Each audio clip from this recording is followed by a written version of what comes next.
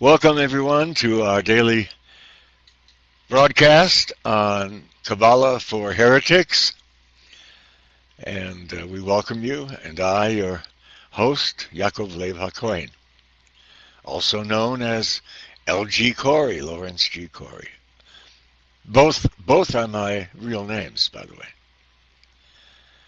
Let's get back to the Zohar where we left off in Volume 4. So Rabbi Shimon expounded the words, "If not for my covenant day and night," etc., from Jeremiah 33:25, by saying, now listen carefully to this, there are two crowns linked together, they being the gateway to all other crowns. One is justice, gevura, and the other is chesed, mercy. Two crowns. God wears two crowns because God has two heads. God has two personalities. Because God has fallen into duality by the act of creation. Prior to creation, God had no duality. There was nothing but God. But by the act of creation, God fell into duality. Now there was God and that out there. At first, there was just God and the physical universe. But still, that divided God automatically in his consciousness and gave him two faces, two heads, rather than just one. That then continued to divide into the remaining sephiros, as it were, and the planets and stars and so forth, until God realized he had to reunite himself. That this condition that he put himself in by creating the world, as it were, threw him into a state of extreme psychic disarray, bipolarity. And so he then creates man to aid him in bringing himself back together again as a single unity. That's why man is created after the universe. It's like man is an afterthought. Even though God looked upon his creations and said, it is good, still, even being good, it threw him into the state of extreme bipolarity. And God could not reunite himself on his own. When you are the problem, when you're part of the problem, you are the problem, and the problem cannot fix itself. God required some consciousness like itself outside of itself to aid it in becoming one again, to aid it in reconciling its own good and evil nature. God. It is not that God just created evil as well as good. This is telling us God is evil as well as good. Is. And we cannot understand or predict which he's going to be at any given moment. So it says, so Rabbi Shimon expounded the words, if not for my covenant day and night. He divided himself day and night. Where formerly God was a unity, a totality, an entirety, now having created, he falls into this duality, for example, day and night. The Baal Shem Tov tells us this very specifically. He says God has fallen into duality by the act of creation. And man is created in order to assist God to return to the former unity that he once was in. It's the whole purpose of this Kabbalah, the whole entire purpose of Kabbalah is to reunite the disunited sides of God, the two crowns, so that God no longer has two heads, but one. There are two crowns linked together. they being the gateway to all other crowns. And indeed that's so. Indeed you see that as so. They are linked together. For example, if you had a copy of the Ten Sephiros in front of you, you would see that they are. You could see that Chesed on the right and Gevurah on the left are linked together by a pathway. So they're linked together. They're not separate. They're not independent of each other. God's evil nature is dependent on his goodness, as well as his goodness being dependent on his evil nature. This is what we're being told here. And without that, at this time, duality, there is no gateway to the other dispersed Sephiros, as it were. There has to be that duality in order to bring about a reunification. That's what it's saying. And if you think about it, that makes sense. It would have been better had there never been a Chesed and Gevurah, if it all had remained a unity. But since God fell into duality by the act of creation, he absolutely requires this duality of good and evil, holy and unholy in itself, to bring about the reconciliation of all the other Sephiros that he fell and broke into. Now, I want to point out, if you listen carefully to what I just said, or to what the Bat Kol just said, you'll see that it really is saying that these 10 Sephiros are not all holy the way we tend to think of them as being. They're disruptive, holy and unholy. They represent the evil and good sides of God and need to be reunited into one. We see that reunification in the Sephiros themselves in Sephira Tiferet, the sixth Sephira. If you had a copy of the 10 Sephiros in front of you, you would see what I mean. That sixth Sephira is the only Sephira that all the other Sephiros are connected to by a pathway. It gathers into itself all the remaining 9 Sephiros. It gathers into itself all the remaining 9 Sephiros. What is it? And how does it do that?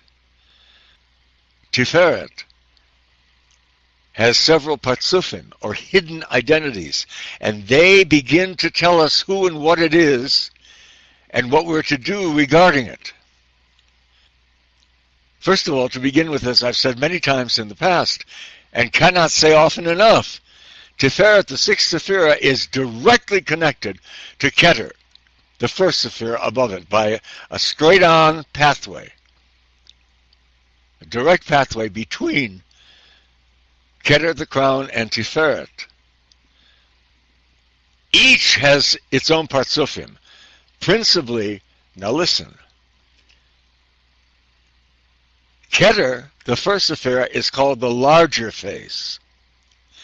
And Tiferet, that drops down out of it, is called the smaller face. Arik Anpin and Zer Anpin. Other things also. Father and son. Tiferet is an absolute mitotic duplication of Keter, the first Echad, the first oneness. Or at least a regathering into itself of that oneness. But Tiferet has other identities as well. It is called the God of Israel. Listen to me. The God of Israel is the reunified God. Not Yahweh, and certainly not Elohim, but the reunified God, where all the aspects of God that flew apart have been brought back together again in that Tiferet. And what else is Tiferet called? And where else is it identified with? The heart. Listen. Your heart, my heart, the heart of the world. It is there that God becomes reunified. It is there that God becomes reunified. It is in the heart that God becomes reunified. And it is that reunified God which is the God of Israel. God finally reunified, brought back together again as a singularity in man's heart, in the heart mind. Remember, earlier the Zohar tells us God is completely unknowable. There is no way anyone can or ever would know him, except God is known at the gateway. That is to say, at the gateway of the heart mind. It is in the heart mind that God is known. The transcendent God cannot ever be known, but its duplicate in the heart mind, Tiferet, the smaller face, that can and must be known. So the study and application of Kabbalah is not to improve ourselves. It's not to make the world a better place. It's not to become more moral or more Jewish or more Christian. It is to reunite God in itself once again, and thereby operate from out of that reunified God, the God of Israel, in each of us, theurgically. Now, this differs dramatically from the way other teachers present Kabbalah. Either they present it as just another form of Judaism, restated, which it is not, or something that tells us what we should and should not do about our moral lives, which it is not, or as something that helps us improve our lives, better ourselves in the world. That's not its main goal.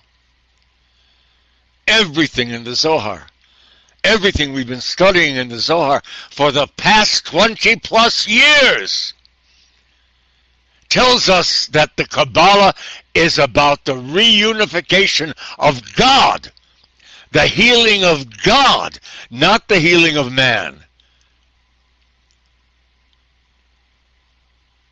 Now, you have to know enough about Kabbalah to know that that's true. You have to know enough about how it's taught and what it's thought of. This makes it a direct inward process for theurgically reuniting the disunited God.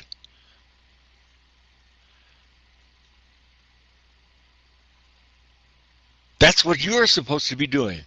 That's what I'm supposed to be doing, according to the Zohar, according to Kabbalah.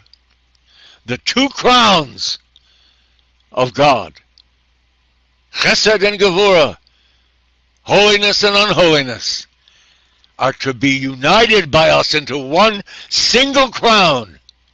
Where? In the heart mind. How? By active theurgic imagination.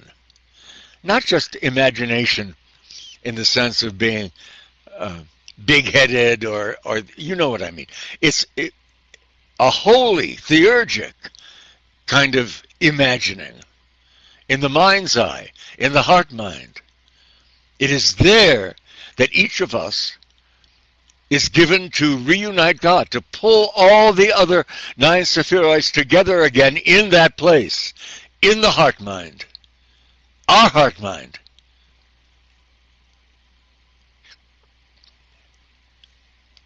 The problem is, even if we accomplish that, 1,000 more children are being born with the consciousness of God in them being divided. This is the problem. when the infant is in the womb, its consciousness is totally unitary. There is nothing outside of itself for it to say that and this. There is nothing it can do that with. There's only a consciousness of itself. That's God consciousness. That's the unity of God consciousness. However, when that child is born into the world, suddenly there is me and the world. Me and you. This and that. So that the consciousness is no longer unitary. And again, it must be reunified in that new person again.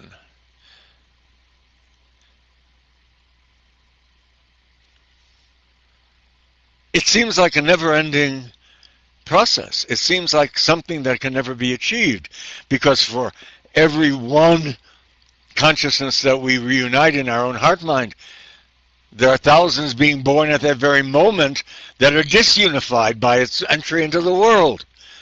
If you're following me, please raise your hand, those of you who are here. It seems like a never-ending process, and to some extent it is. But we must struggle to do it nonetheless. That is what God created us to do. And until we create peace in the mind of God, there will be no peace in the world of man. Let me repeat that. Until we create peace in the mind of God, there will be no peace in the world of man. Because everything in the world of man comes from the mind of God. Everything. The wars in the Middle East. It's not just between Israelis and Arabs. That's God. The conflict within the mind of God being acted out through those individuals. So the point is not to bring peace between Arab and Jew, but to bring peace in the mind of God. That will then bring peace in the world of man.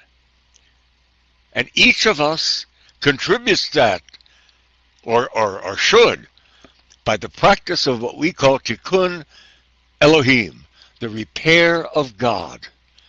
Where? In the heart mind. How? Through sacred imagination.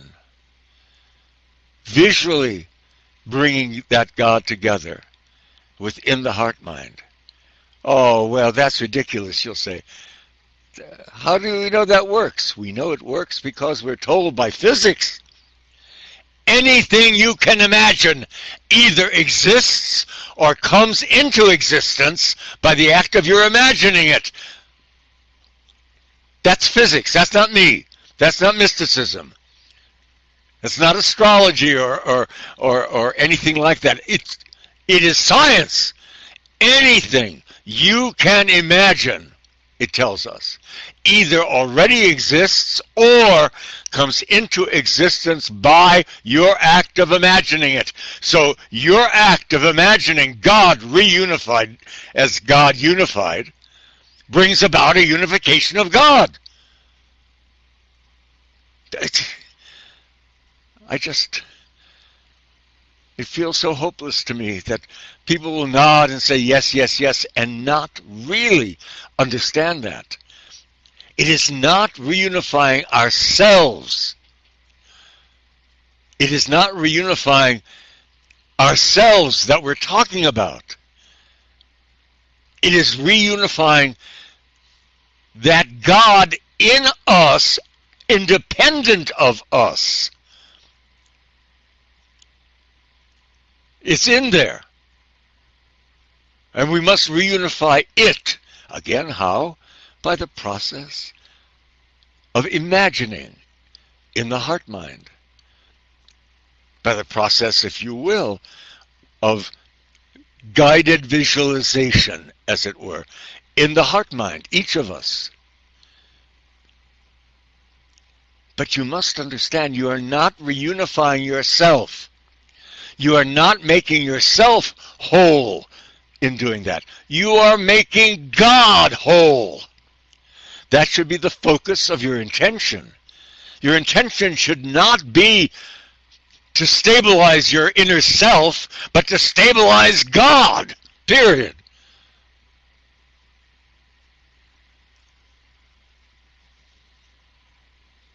Oh, I've never heard that before. Well, of course you haven't. You're hearing it for the first time here. If you think you've heard it before, you don't understand what I'm saying. If you think you've heard this before, then you don't understand what I'm saying. And I beg that you should hear it, listen to it, understand it, and then, hopefully, do it.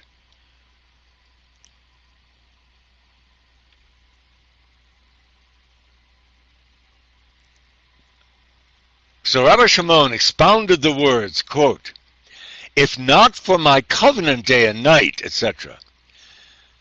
And he said, there are two crowns linked together, they being the gateway to all the other crowns. One is Gevurah, and the other is Chesed. One male, and the other female.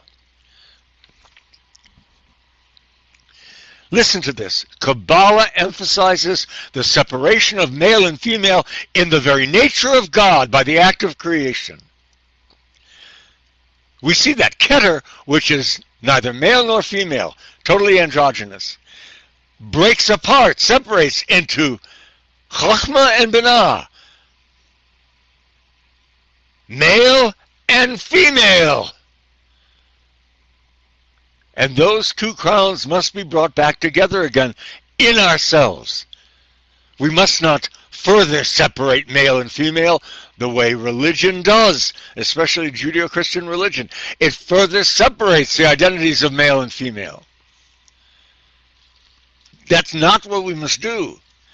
In the heart mind, I'm not suggesting that that men should run out and start dressing like women, and that women should run out and start dressing like men. That's a whole other issue, and that's other people's business. That's not what we're advocating here. We're advocating an interior transformation in the heart mind. Now, the amazing thing is, we see exactly this being spoken of by the living Jesus in the Gospel of Thomas, which is, by most agreement, an actual record of the things Jesus said at the time he said them. Not secondhand information. And what does he say? Listen. Jesus saw, this is in the Gospel of Thomas 22. Now remember, this Zohar and this discussion in the Zohar about the necessity of reunifying male and female came long before Jesus said what he's about to say. And in fact, the reason he's saying it is because he's calling upon the oral Torah of the Zohar at that time. Jesus saw infants being suckled. He said to his disciples, these infants being suckled are like those who enter the kingdom. And they said to him, shall we then as children enter the kingdom? And listen to the answer Jesus gives them. Jesus said, when you make the two one, notice now the two crowns, when you make the two one, and when you make the inside like the outside, and the outside like the inside, and the above like the below, listen now, and when you make the male and the female one and the same, so that the male not be male, nor the female female, then you shall enter the kingdom. Here, Yeshua bar Miriam, in his talk to his disciples, is calling upon the common knowledge of the oral Zohar among them.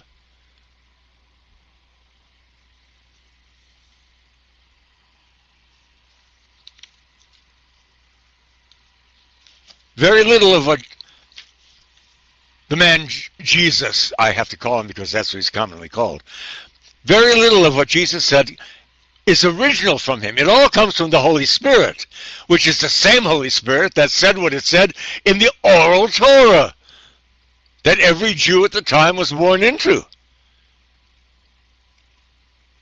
So what Jesus is doing when he says, so male shall be male and female, female, is he is calling upon the oral Torah of Judaism that his listeners were just as familiar with as himself.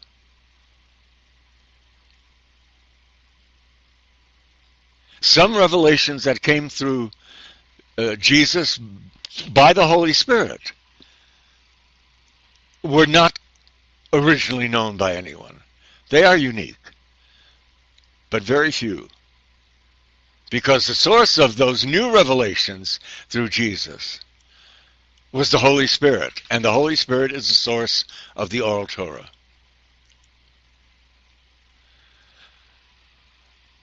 Well, we'll continue with this. Tomorrow morning, God willing, hope you all attend the lecture, the program. Tune us in. And if you want to ask questions or make comments, attend this recording session, but you don't have to. Let me mark my place.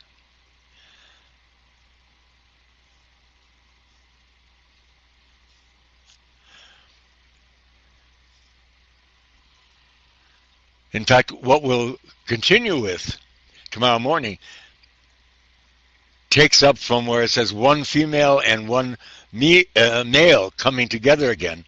It says this covenant takes hold of both loving kindness and judgment, day and night. And we'll talk about that and why it's so damn important tomorrow in our broadcast tomorrow morning.